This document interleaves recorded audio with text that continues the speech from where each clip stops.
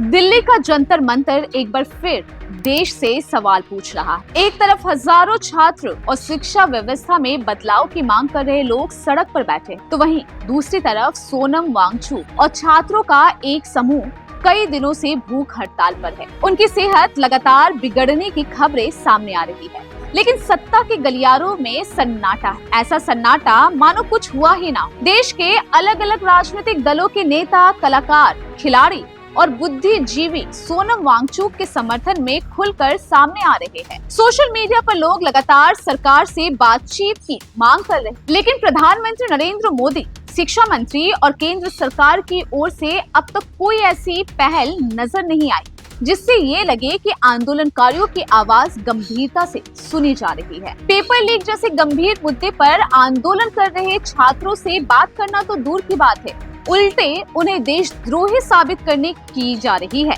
सरकार समर्थित लोग और पत्रकार सोशल मीडिया पर उनके खिलाफ अभियान चला रहे हैं, उन्हें राष्ट्र विरोधी के तमगे से नवाज रहे हैं। सबसे बड़ा सवाल यही है, क्या लोकतंत्र में अब शांतिपूर्ण आंदोलन भी सरकार का ध्यान खींचने के लिए काफी नहीं है? क्या भूख हड़ताल भी अब सत्ता के लिए सिर्फ एक न्यूज आइटम बनकर रह गई? याद कीजिए, जब अन्ना हजारे का आंदोलन हुआ था, पूरा देश उसकी गूंज सुन रहा था।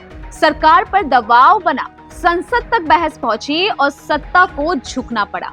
लेकिन आज तस्वीर बिल्कुल अलग है। जंतर मंतर पर बैठे छात्रों की आवाज मानो सत्ता के बंद दरवाजों से टकराकर लौट रही। और अगर सबसे ज्यादा निराश किसी ने किया है तो वो है देश के मीडिया का एक बड़ा वर्ग। जिस मीडिया का काम सत्ता से सवाल पूछना था, उसका बड़ा हिस्सा आज भी कैमरे लेकर सिर्फ सत्ता की तारीफ में व्यस्त दिखाई देता है। जंतर मंतर पर बैठे छात्रों की आवाज, सोनम वांगचुक की बिगड़ती तबीयत और शिक्षा व्यवस्था पर उठ रहे सवाल कई बड़े टीवी स्टूडियो की प्राथमिकता ही नहीं बन पा रहा। लोकतंत्र में मीडिया अगर जनता की आवाज नहीं उठाएगा तो फिर कौन उठाएगा? अगर कैमरे सिर्फ सत्ता के मंच तक सीमित रह जाए और आंदोलन की तस्वीरें स्क्रीन से गायब हो जाए, तो सवाल सिर्फ पत्रकारिता पर नहीं, लोकतंत्र की सेहत पर भी खड़ा होता है। यह आंदोलन किसी एक व्यक्ति का नहीं, ये उन लाखों युवाओं की बेचैनी का प्रतीक है जो चाहते हैं कि उनकी बात सुनी जाए।